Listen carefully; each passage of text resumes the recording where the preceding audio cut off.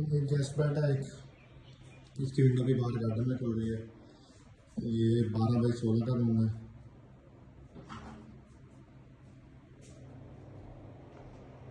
और ये change room है प्लस साथ अटैच वॉशरूम है।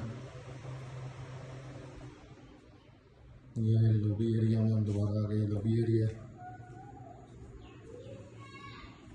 ये टीवी लाउंज है, लाउंज है 16x18।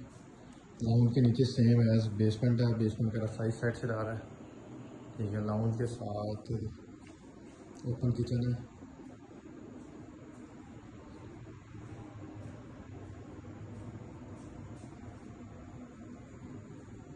ये लाउंज है, लाउंज के साथ फिर आगे अटैच है मास्टर बेड। 12 मिनट यहाँ का इन्वर्टर है।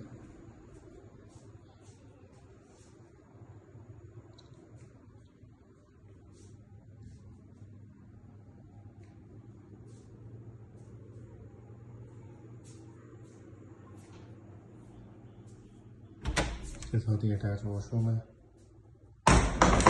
कैबिनेट्स इसके अंदर ही हैं।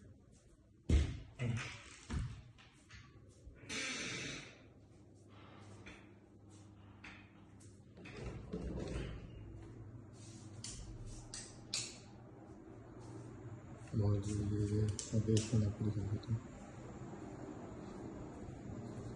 16x18 की जितना वो क्या नाम है लाउंज है, उतनी ही नीचे जो है बेसमेंट है 16x18 की।